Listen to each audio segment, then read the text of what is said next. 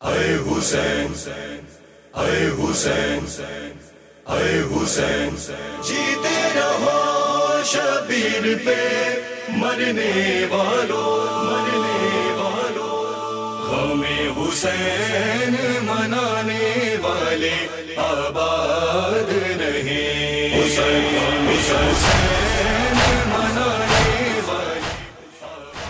اعوذ باللہ من الشیطان الرجیم بسم اللہ الرحمن الرحیم۔ آج روز عاشور،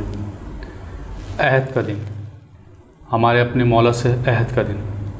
پروگرام اسلام 24/7 میں ہمارا ٹاپک جو پچھلے 9 اور 10 ایپیسوڈ سے چل رہا ہے، زیارت عاشور اور صفت زائر۔ آج روز عاشور جو امام حسین نے اپنا عہد اپنے خدا سے جو انہوں نے عہد کیا تھا وہ پورا کیا۔ آج ہمارے ساتھ شامل گفتگو، مسلسل شامل گفتگو ہیں حجت الاسلام آغا سید زیغا میردی صاحب۔ ہم اپنے طور پہ تو آغا کا شکر ادا کر سکتے ہیں، لیکن آغا اس کی جزا اور اس کی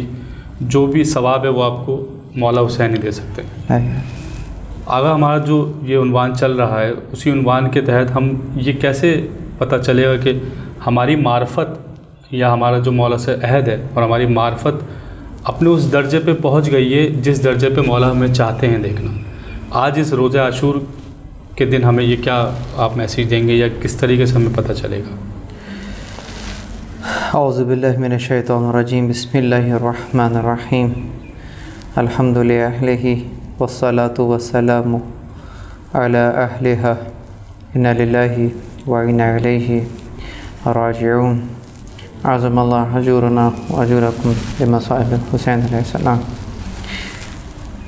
یقیناً آج کا جو دن ہے وہ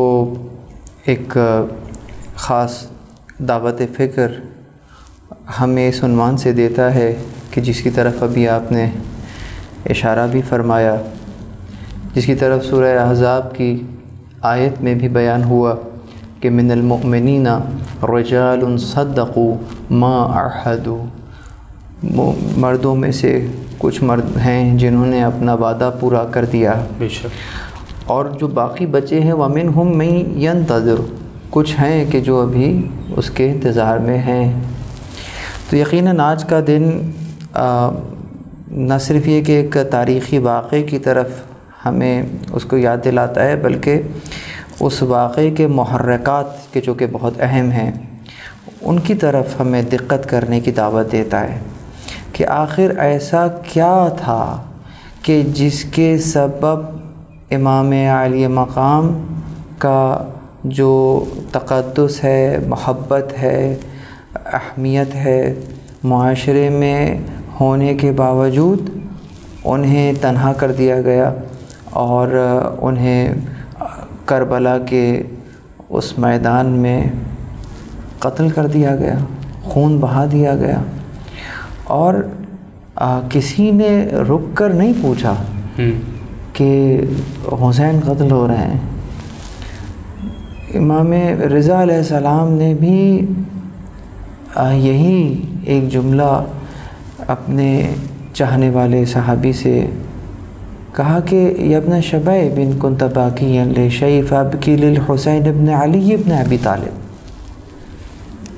انہوں نے گویا یوں فرمایا کہ اس دنیا میں کوئی غم ہے ہی نہیں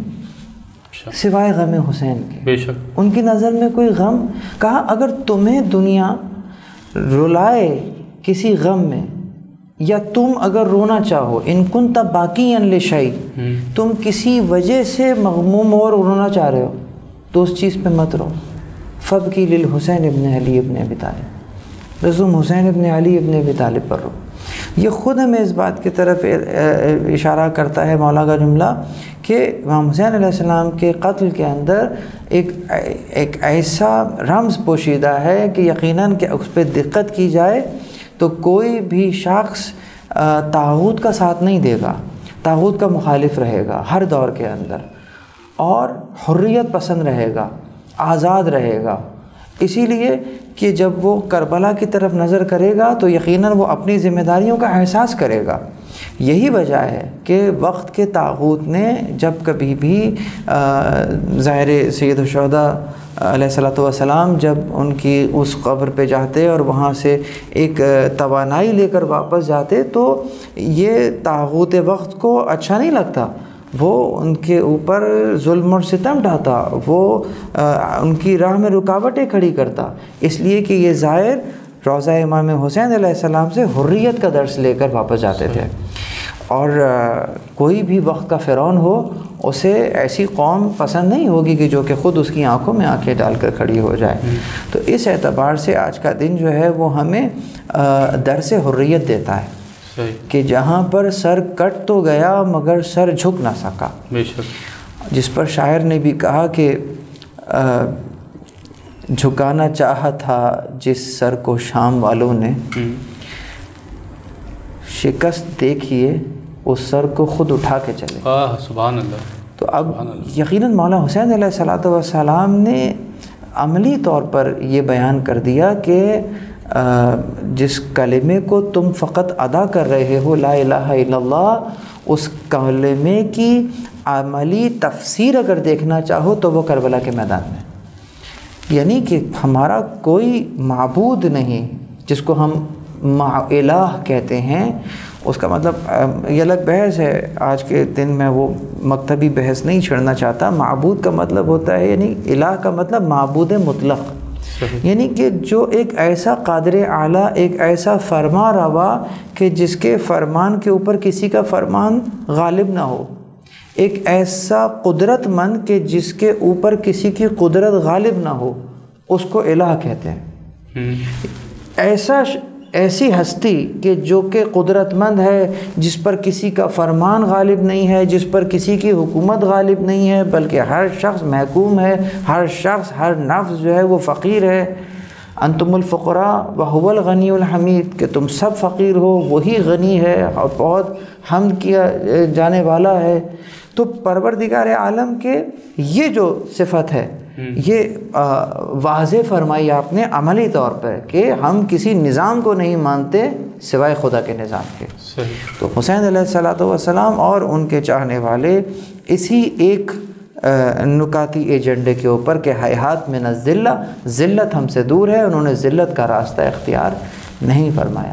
جو معرفت، جیسا میرا سوال تھا، معرفت کا کیسے ہمیں پتہ چلے گا کہ ہم معرفت پہ آ گئے؟ بس یہیں پر ہم یہ دیکھیں گے کہ ہم امام مظلوم کے اس ایجنڈے کے اوپر ہیں یا نہیں۔ ہمارا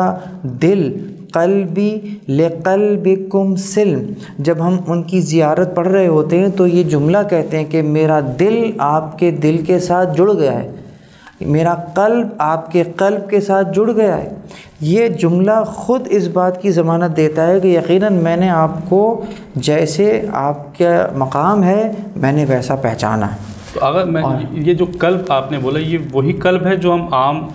فہم دل تصور کرتے ہیں؟ جی بالکل، یہ بہت اہم نقطہ آپ نے اٹھایا ہے کہ عموماً قرآن کریم میں بھی قلب کا لفظ استعمال ہوتا ہے، کلمہ استعمال ہوتا ہے، اور مختلف روایات اور احادیث ہیں جس میں یہ لفظ اپنے مقام کے اوپر آتا ہے۔ لیکن ہم جب اس کا ترجمہ کرتے ہیں تو خود ابھی میں نے بھی ترجمہ دل ہی کے عنوان سے کیا ہے، قرآن کریم میں بھی قلب کا ترجمہ دل ہی لیا جاتا ہے، لیکن بہرحال اس دل کو جب ہم اس ہارٹ کے اوپر منطبق کرتے ہیں تو یہ ٹھیک نہیں ہوتا۔ اچھا، وہ دل الگ ہے، ایک درجے میں دل کہہ بھی دیا جائے تو عام اعتبار سے ٹھیک ہے، لیکن اس کا مصداق اس سینے کے اندر دھڑکتے ہوئے پمپنگ اسٹیشن کو قرار دینا یہ کسی صورت صحیح نہیں ہے۔ صحیح۔ جب ہم کہتے ہیں قلب تو اصلاً جو اس کا معنی خاص ہے وہ دل نہیں ہے، بلکہ یوں کہیے کہ اگر آپ کہتے ہیں کہ میرا گھر شہر کے قلب میں واقع ہے، اچھا، تو اس کا کیا مطلب؟ شہر کا کوئی دھڑکتا ہوا دل ہے؟ نہیں، یعنی کہ شہر کے وسط میں ہے، شہر کے سینٹر میں ہے، شہر کے مرکز میں ہے۔ جیسے ہم کہتے ہیں قلب لشکر، یعنی لشکر کا قلب، لشکر کا سینٹر پوائنٹ۔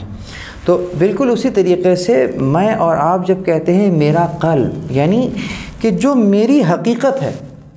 جو میرا وجود ہے، اس وجود کا مرکز قلب کہلائے گا۔ یعنی کہ جس جگہ جس جہاں سے میرے وجود کو انرجی مل رہی ہے، جو مرکز ہے انرجی کا، جو مرکز ہے رشد کا، ہدایت کا، وہ میرا قلب کہلائے گا۔ اسی لیے وہ لوگ کہ جو خدا کی نورانیت سے دور ہیں اور ظلمتوں میں گھرے ہوئے ہیں، جب وہ ظلمتوں میں گھرتے رہتے ہیں تو ایک وقت ایسا آتا ہے کہ ان کا وہ مرکز کہ جو انہیں ہدایت سپلائی کر رہا تھا اپنا کام نہیں کر پاتا، اور جس کو پھر پروردگار کہتا ہے ختم اللہ علی قلوبہم، ان کے قلوب پر گویا مہر لگ گئی۔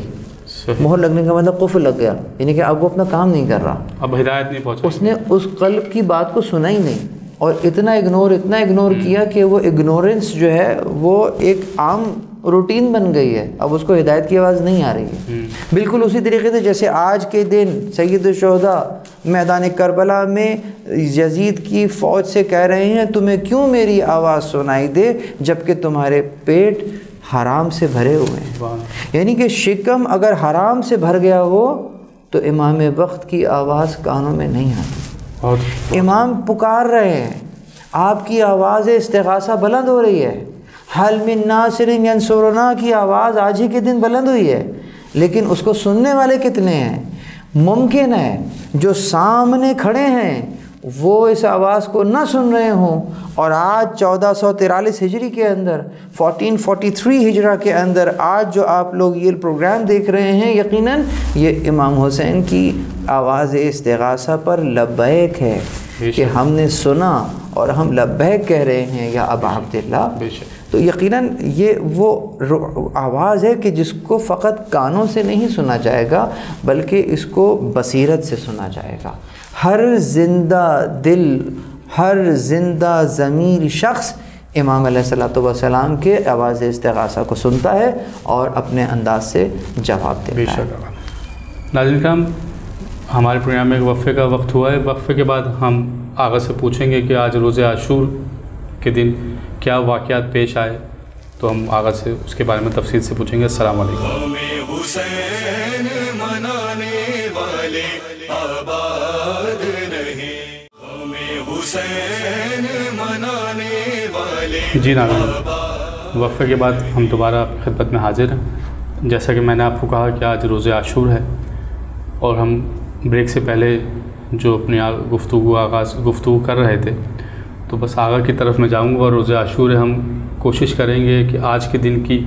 جو خاصیت ہے، آج کے دن کو جو مصائب ہیں، آغا سے زیادہ سن سکیں۔ جیسے کہ آج وہ دن ہے کہ جس کی مصیبت ہر مصیبت سے بڑی مصیبت ہے، بے شک، جس میں ایک نہیں، دو نہیں، کئی لاشیں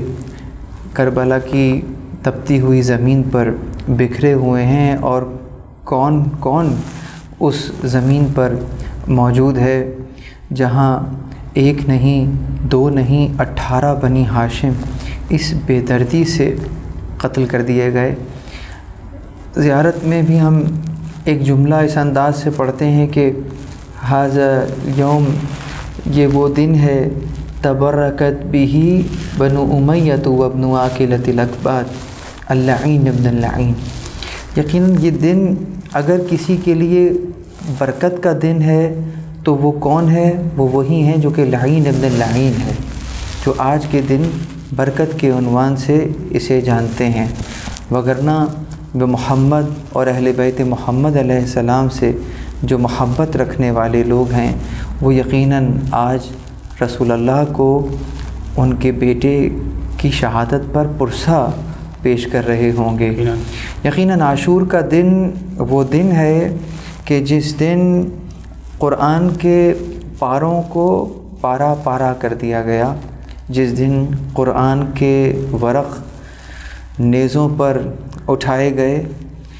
جب کربلا کے دشت میں نیزوں پر سر لائے گئے،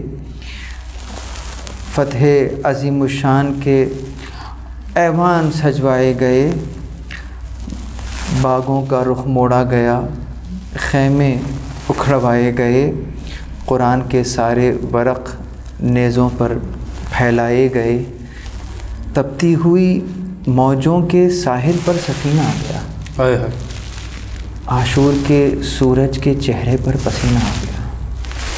سورج بھی وہ غم اور وہ ظلم وہ نہیں دیکھ سکا، وہ نہیں جھیل سکا اور ڈوب گیا، اور ڈوبنے کے بعد جو شام آئی وہ کوئی اور شام نہیں، شام غریباں کے عنوان سے نمودار ہے۔ یہاں میں علی ابن الحسین علیہ الصلاۃ والسلام کو خاص پرسہ پیش کرنا چاہوں گا کہ آپ کی امامت کا جو پہلا دن ہے وہ شام غریباں کے عنوان سے ہم اور آپ جانتے ہیں۔ جس امام کی امامت کا پہلا دن شام غریباں ہو، اس امام کے 34 سال کو آپ کس نظر سے دیکھیے گا؟ ہر روز ایک کربلا، ہر روز ایک شام غریباں، اور یہاں تک کہ 34 سال کے عرصے میں آپ نے، جو کہ عزادار حسین ہے، جو کہ مبلغ کربلا ہے، تو یقیناً مصائب تو آج آپ سن ہی رہے ہیں صبح سے اور سنتے رہیں گے، لیکن میں ایک نقطہ آج خاص عاشور کے دن عرض کرنا چاہوں گا، اور وہ یہ کہ یقیناً غم حسین منائیں، اور وہ جس انداز سے بنا سکتے ہیں منائیں کہ جس میں امام کا پیغام جو ہے وہ عام ہو۔ تعزیے نکالیے، علم اٹھائیے، زلجھنا سجائیے، جھولے برآمد کیجیے، جس انداز سے بھی غم حسین منایا جا رہا ہے یقیناً اس سے بھی اور بہتر طریقے سے منانا چاہیے۔ لیکن بس اتنا سوال میں آپ کے سامنے رکھنا چاہوں گا کہ یقیناً یہ وہ غم ہے کہ جو آپ نے اور میں نے عصر عاشور کو دیکھا ہے، یا بہت سے بہت صبح عاشور کے بعد دیکھا ہے، یعنی وہ جھولا جو رباب کے خیمے میں تھا جل گیا، آپ نے اس خیمے، اس جھولے کی شبیہ بنائی ہے۔ وہ جسد اطہر جس کو کسی نے نہ اٹھایا، آپ نے اس کا تعزیہ بنایا اور شبیہ بنا کر آپ نے اس کو کاندھا دیا۔ یقیناً کتنے کندھے ہیں جو تڑپ رہے ہیں کہ اس شبیہ کو کاندھا دیں، یقیناً اعلان کر رہے ہیں مولا کل ہم موجود ہوتے تو آپ کو اس انداز سے نہیں چھوڑتے۔ تو یہ تمام کے تمام تبرکات ہمیں ایک خاص وقت کی یاد دلا رہے ہیں، اس کو آپ غم حسین کہہ رہے ہیں۔ لیکن میرا آج کے دن ایک سوال اور ہے کہ یہ تو غم حسین ہے، لیکن یہ بتاؤ کہ امام حسین کا بھی تو کوئی غم ہے، وہ کیا غم ہے؟ غم حسین اور امام حسین کا غم۔ امام حسین کا غم وہ غم ہے کہ جو کہ اس غم حسین سے بھی بڑا ہے، یعنی وہ غم ہے کہ اگر اکبر جیسا بیٹا بھی قربان کرنا پڑے تو حسین قربان کریں گے، اگر بی بی زینب کو اپنی چادر دینی پڑے تو وہ چادر بھی دیں گی، لیکن وہ غم ایسا ہے کہ جس کو برداشت نہیں کیا جا سکتا، اور وہ غم یہ ہے کہ کیا تم دیکھ نہیں رہے کہ دین پر عمل نہیں ہو رہا؟ کیا تم دیکھ نہیں رہے کہ سنتیں پامال ہو رہی ہیں؟ کیا تم دیکھ نہیں رہے کہ کس انداز سے شاعر اسلامی کا مذاق اڑایا جا رہا ہے؟ یہ وہ غم ہے جو امام حسین کا غم ہے، یہ وہ غم ہے جو آپ کو مدینہ سے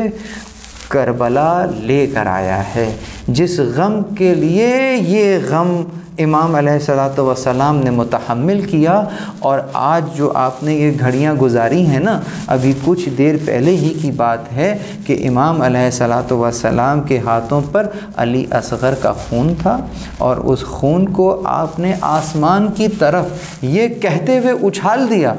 کہ میرے لیے یہ آسان ہے اس لیے کہ تو دیکھ رہا ہے۔ پروردگار عالم جب مشاہدہ کر رہا ہے، دیکھ رہا ہے، اور تیری رضا میں ہم راضی ہیں، تو حسین کے لیے یہ قربانی بھی آسان ہے، اس لیے کہ حسین کے دل میں وہ غم ہے کہ جو اصلاً امام حسین کا غم ہے۔ آج کے دن جتنے بھی عزادار اس پروگرام کو دیکھ رہے ہیں ان کے دلوں میں امام حسین کا یہ غم ضرور ہونا چاہیے، اور وہ دین شناسی، وہ شاعر اسلامی کا اگر کہیں مذاق اڑایا جا رہا ہو تو اس غم کو وہ اپنے دل میں محسوس کریں، اگر کہیں سنتوں کو پامال کیا جا رہا ہو تو وہ امام حسین کے غم کو محسوس کریں۔ یہ وہ غم ہے کہ جو کسی کی عمر یا کوئی سال یا کوئی وقت نہیں دیکھتا۔ یقیناً یہ امام حسین، یہ غم حسین جو 2 مہینہ 8 دن آپ منا رہے ہیں اور پھر اس کو غم کو بڑھا دیں گے، لیکن یہ جو امام حسین کا غم ہے اس کے لیے بس شاعر نے ایک شعر اس انداز سے کہا جس پر میں اپنی بات کو تمام کروں گا کہ غم حسین سے خالی کبھی نہیں رہتا، یہ دل تو وہ ہے جہاں سال بھر محرم ہے۔ یقیناً اس انداز سے امام حسین کے غم کو منائیں کہ جہاں خدا کے دین کو اس زمین پر نافذ کرنے کے لیے آپ زمینہ سازی کر سکیں، اور وہ امام منصور جو پردہ غیب میں ہے، اور اس کے ہم رکاب رہ کر ہم امام حسین علیہ السلام کے خون کا بدلہ لیں گے۔ کیسے؟ اس طریقے سے کہ وہ نظام جو اس عرض پر، اس زمین پر وہ نافذ کرنا چاہ رہے تھے، ہم امام زمان علیہ السلام کے ہم رکاب رہ کر